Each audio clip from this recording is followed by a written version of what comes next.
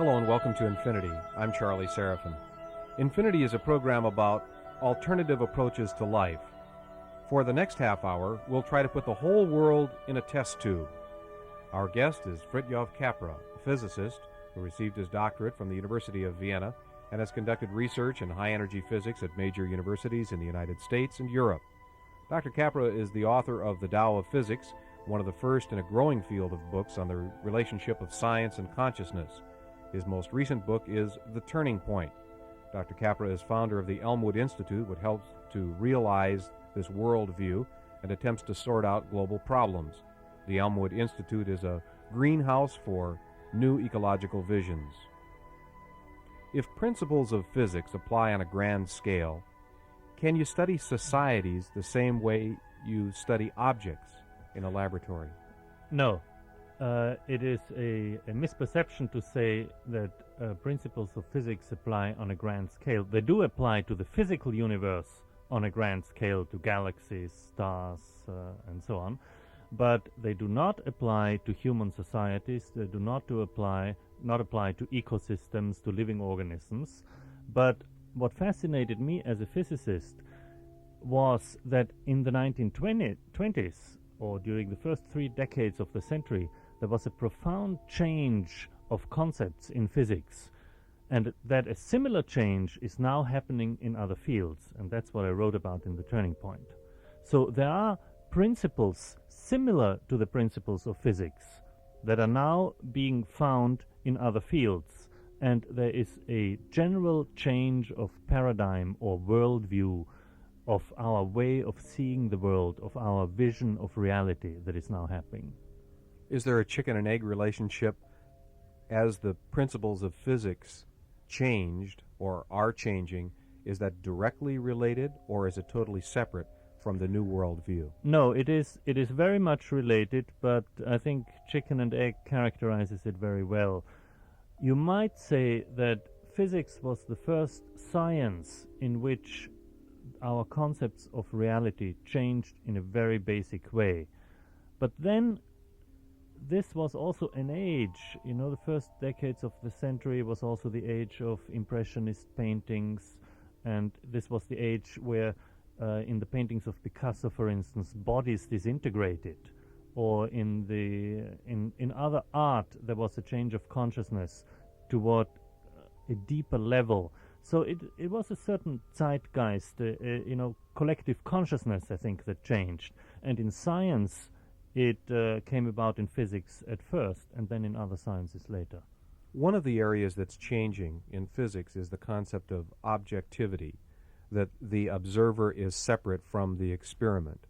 And we know and have discussed on many occasions that more and more the observer cannot be separated from the experiment and is a part of it. Right. Does that apply sociologically as well? Yes, I think that applies to all the fields. And I've just recently found a very nice illustration of this, which I'd like to show you. Show you verbally. Think of a Rorschach test, and think of this interconnected ink blot. And suppose we had one here, and I asked you, what do you see in this? And you might say, well, over there I see a bird. And if I asked somebody else, he or she might say, well, I see a flower, or I see an airplane or something.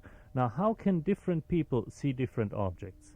Well, what happens is that we disconnect the so-called objects, the part of the blot from the rest. That is, we cut through the interconnections and isolate it and define it by isolating it. But we do this in different ways. So we neglect certain connections that we think less relevant and thereby define the object. So we can learn from this that whenever you have a totally interconnected reality, and when you define objects, first of all, this will always be approximate. This will be an approximate definition, or it will be an illusion, as they would say in mystical traditions. And secondly, you can learn that different people will do it in a different way. And this is how the observer comes in, you see. According to what we bring to the picture that we look at, we divide it up into objects. And this is what physicists found out in the 1920s, and what Werner Heisenberg, one of the founders of atomic physics, formulated and formalized in his uncertainty principle. What is the application in terms of the interconnectedness or the separateness of the observer when you're talking about societies and the way we live and the quality of life? Well, when you talk about our society, then I am talking about a worldview that is now emerging, which is consistent with the worldview in physics and which could be called best an ecological worldview. It's based on this awareness of fundamental interconnectedness, and furthermore on the awareness of being embedded in larger systems, on the awareness of individuals and societies being embedded in the cyclical processes of nature. Now, this has very important and dramatic consequences, because if we are connected to the rest of the world and in fact embedded in it, then everything we do will travel around in our environment and eventually come back. There is no such thing, for example, as dumping some waste somewhere else, because in a closed, interconnected environment, there's no somewhere else. You dump it somewhere, and then the effects travel. And here comes another very important point. In ecosystems, as in all living systems, the pathways of connections are non-linear, circles and more complicated non-linear interconnections. Therefore, when you put something out, it will eventually come back. And that's what we're now learning very painfully with nuclear waste and with toxic waste dumps and all other kinds of waste that we have put in the environment. Is it short-sighted of us to think in terms of a global view or a world vision or just this world? Would it be better, since we've already started the transformation in thinking and come to a higher level and have lost some of the elements of provincialism, to think in terms of a universal view, to think of not just this planet but all planets, and not just this solar system but all solar systems? Yes, I think certainly the next step would be to think about other solar systems and to think about the universe as a whole. But practically, we are still so far behind of thinking about this planet as a whole, of thinking about the human family as a whole. We still, for instance, think in terms of national security, whereas with nuclear weapons there cannot be such a thing as national security. There can only be global security. So we are still very far from this global thinking as far as our Earth is concerned. Now, in the meantime, I think you had people on the program, astronauts or people, Rusty Schweikert, I understand, was here. You see, these astronauts really had an immediate experience of this global vision when they saw the Earth there as a shining blue planet out against the black sky. This was a deep experience, which most of them said was a spiritual experience. But here on Earth, we are still very far from this experience of the Earth as a whole and of the human family as a whole. But that's really what I'm talking about. When you talk about the change that took place in the 1920s in physics, and yet you say that it's not a linear situation, some people have suggested that change that took place in the 20s and the change that's taking place now in terms of developing an ecological view is really circling back to the beginning and some of the ancient traditions and the mystical traditions. Is that accurate? Yes, and I myself was one of the first to suggest that in my first book, The Tao of Physics. The worldview that has emerged from modern physics and is now emerging from the other sciences is a holistic or ecological view, and it is indeed very similar to the views of mystical traditions. I was particularly interested in Eastern traditions like Hinduism, Buddhism, Taoism, but also Christian mystics have expressed similar views. Native American cultures have expressed similar views, Aborigines all over the world. It is a view that is very characteristic of traditional cultures, and a view that we have lost with the mechanization of our society, with the Industrial Revolution, the emergence of modern science, and to which we are now coming back. So it is a sort of a circular cultural development. What are some of the specific basics of the mystical or ancient traditions that are reemerging now with the new world vision?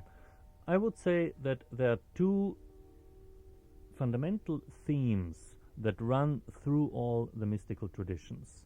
There are, of course, traditions all over the world and have been throughout the ages, and they're very different in many ways. But those two themes, you could say, run through them.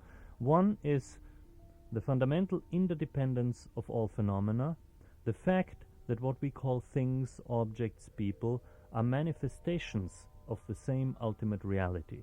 This reality has received different names in different traditions, but the idea that individual manifestations of people, objects, ideas, societies, and so on are manifestations of one and the same reality, which is very often called a divine reality, associated with God, goddess, or some notion of the divine.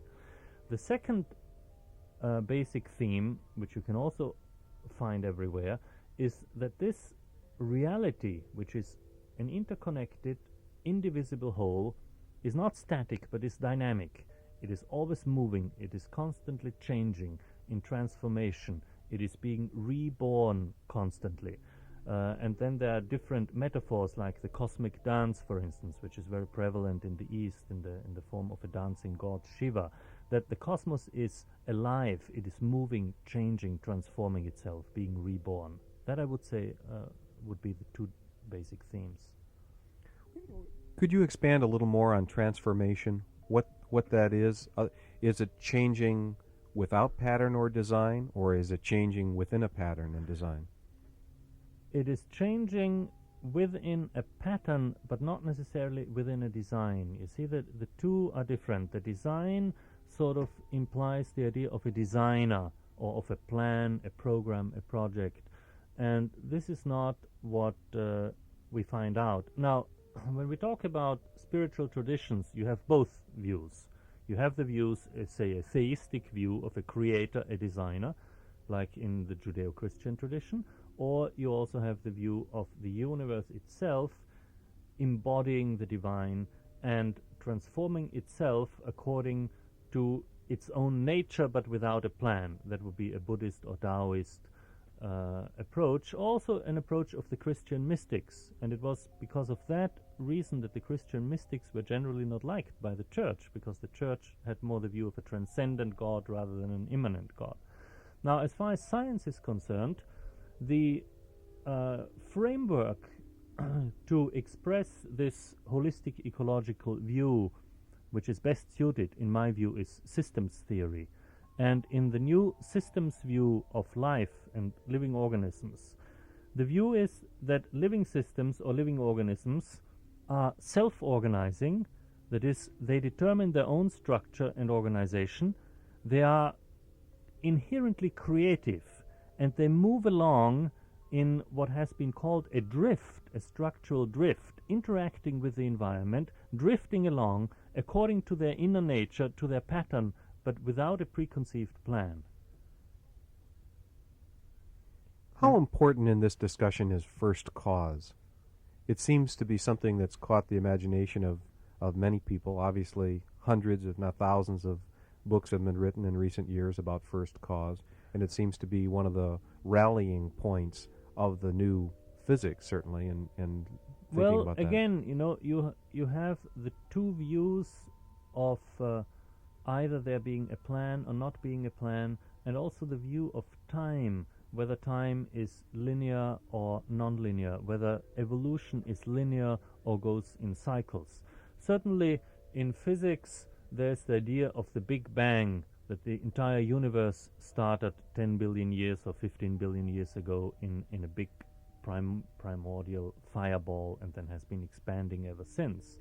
And then you get the problem, what was before the Big Bang, and we say space and time originated in this Big Bang, and it doesn't make sense to ask that question, so we sort of, wiggle out of it. Okay.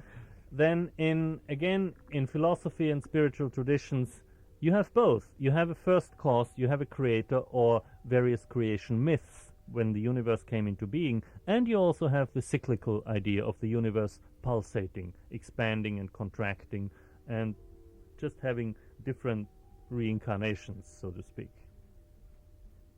What is the Tao, and how can our understanding of it help? I know that it's a very complex question. I'm looking for an oversimplified answer. Well, I could give you here a very glib answer by quoting a Chinese sage, Zhuangzi, who said, if one man asks what is the Tao and the other answers, neither of them will ever understand it. So the Chinese idea of the Tao is really a word, it means literally the way in which the universe works, in which it proceeds, in which it evolves. And it is really one of those terms to talk about the ultimate reality, about which one cannot really talk. Just before I said that we are all part of one ultimate reality, and that this reality has received various names, and Tao is one of those names. It's a name that I particularly like, and I very much like the whole tradition, because the Taoist tradition was perhaps the most ecological tradition. The ancient Chinese sages observed nature very closely, and they observed the living nature. They didn't start with balls rolling down inclined planes like the physicists did in the 17th century or even before. They started by observing the living, breathing, self-transforming nature. And they gave it the name Tao, the way in which things flow. And they say that you have to sharpen your intuitive awareness, and you do this by leading a disciplined life. And when you have this intuitive awareness, you can recognize the patterns of the Tao. And the sage or the enlightened person is somebody, as they say, who flows in the current of the Tao. To me, these are very beautiful metaphors. They are ecological metaphors, to flow in the current of the Tao, to recognize the pattern of nature around you, that you are embedded in them, and not to work against nature, but work with the grain of things, with the flow. That's sort of basic Taoist philosophy. When there is flow, when there is balance, when there is harmony, it is easier to recognize patterns than when there is disharmony, when things aren't flowing the way they ought to, when there is imbalance and everything's kind of messed That's up. right. Many people perceive the world that we live in today as an unbalanced world. That's right. With And discordant I do too. notes. Yes. How do you recognize pattern? Where does it come from? How do you know how to Yes, get back yes. to it if you can't see it? Well, it's this is of course very difficult, and what you can recognize today is not one set of patterns, but two set of patterns. You can recognize a shift of awareness, a shift of consciousness, a change of worldview, and there are patterns belonging to the old worldview and then patterns belonging to the new worldview. And so whenever you talk about something like a turning point, you can look back and you see the old worldview, and then you look forward and you see the new one. And my basic thesis is that the major problems of our time come from the fact that the old worldview is outdated, and that we're still trying to solve our current problems in terms of outdated concepts. Now, these outdated concepts, just to name a few, are that the world is a mechanical system consisting of isolated objects, that life in society is a continuous competitive struggle for existence, that the human body is a machine, that there is unlimited material progress through economic and technological growth. All these are concepts that have been very valid and useful but are now outdated. And the new concepts are that we are all interconnected and interdependent, that we are embedded in cyclical processes, that therefore when you do something which is good, more of the same will not be better necessarily, because things go in cycles and their optimal sizes and their optimal scales. But, as you say, it's not easy to observe these new patterns. However, there is now a large number of movements, and you've had many of the people representing these movements on your program, movements that emphasize the new patterns, that develop the new worldview, and that network with each other, as the saying goes these days, that connect with each other and help each other to further the new concepts. And this is what I'm trying to do myself with the Elmwood Institute. We organize meetings, informal gatherings, on the one hand between innovative thinkers, on the other hand between policymakers and grassroots organizers, bringing people together who usually don't meet, and say and show them how things are changing, and let them show each other, help them to show each other what is emerging now. But it's not an easy process.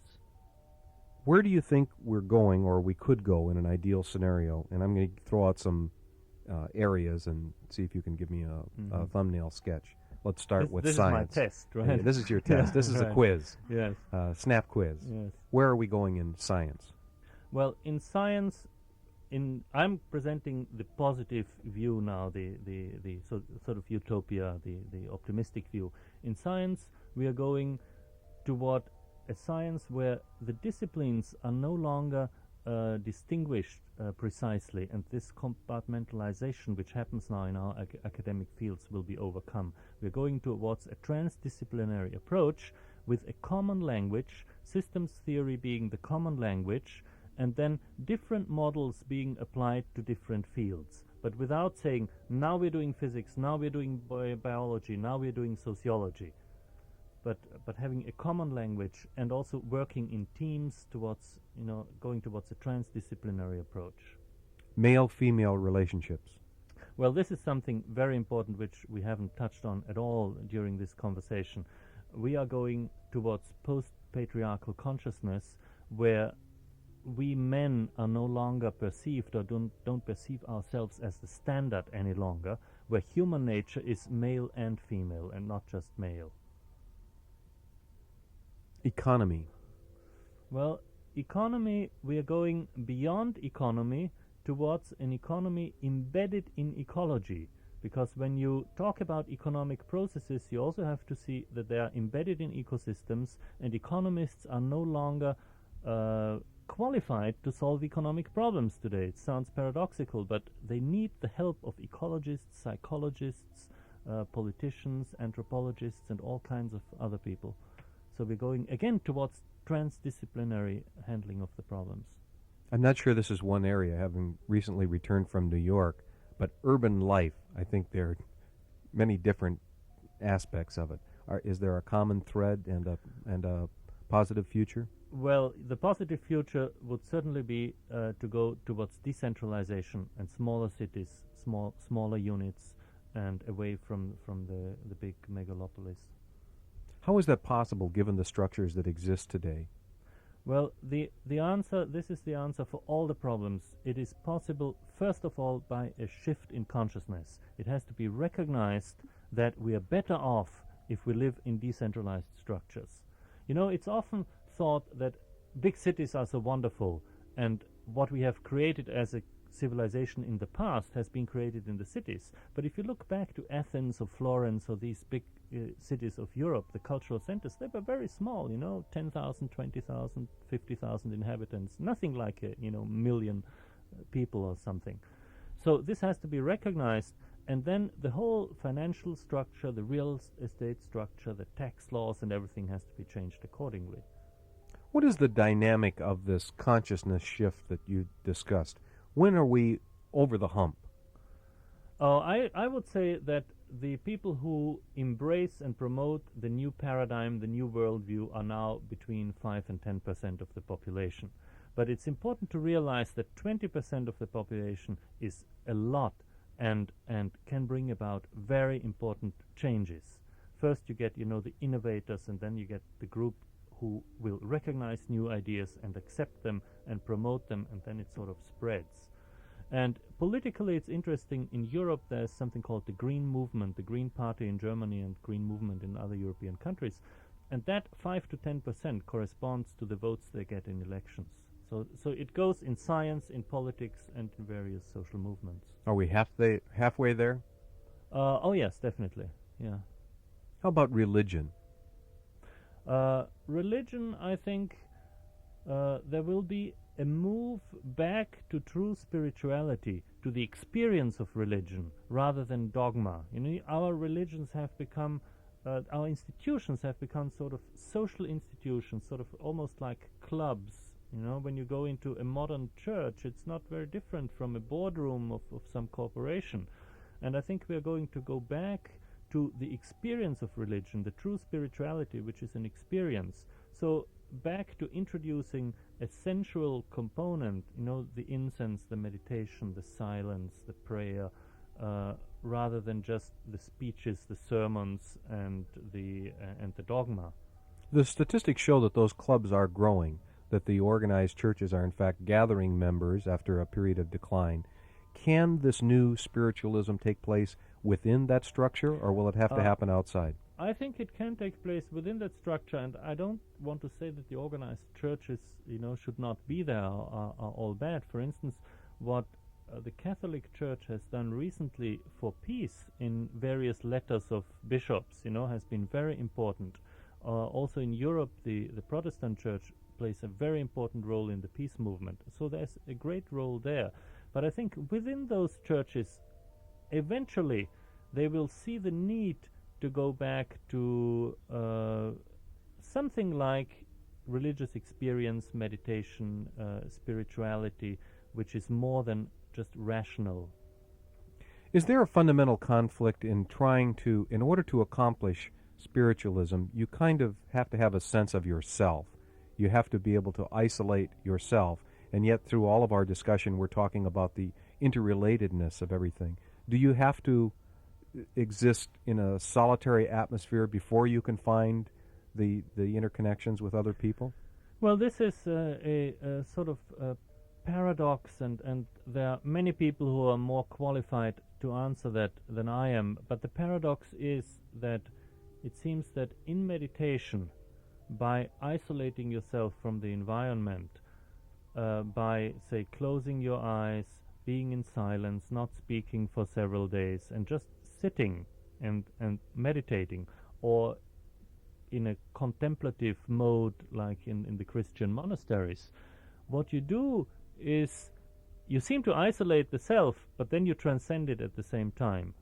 And this is the paradoxical situation that in order to find the self, you have to lose it. And it's something that we can't really explain in words. It's something you have to experience. What is the future in health?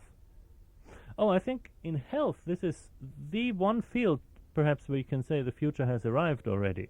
Because this whole holistic health movement, awareness of responsibility for one's own health, is already very strong, especially here in California.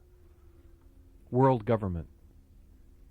Well, I think world government is not going to work. I think what we're going to see is, again, decentralized structures and a self-government of regions rather than large global or centralized government. Now, you have to be very careful here, because at the same time we have to think globally, because the main problems that we have are global problems. And this is why the ecology and peace movement has the slogan, think globally, act locally. So we need both. So there has to be some kind of world government, but this is more in the role maybe of coordinators and facilitators. And why not the United Nations? Why not have them play that role? But it's not a government in the sense of a hierarchical government. Two-part question. Is evil a real force in the world? And if so, how can it be reckoned with? That's been the argument for so many things that we've done in terms of isolating ourselves. Well, we're okay, but it's the other guy that you've got to watch out for. Yeah, maybe I will say I don't know to this question, also just to show that I don't know all the answers. Are you optimistic for the future?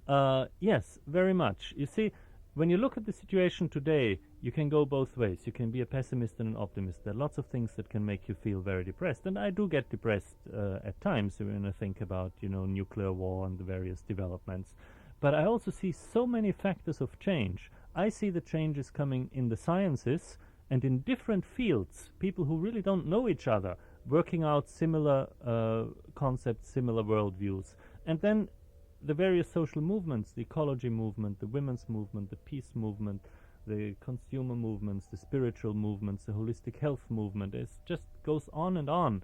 And so I just see tremendous change. And what I'm interested in, especially now, is also helping to form a bridge between Europe and the United States, because a lot of things go on in Europe that we don't know about and that can inspire us, and vice versa.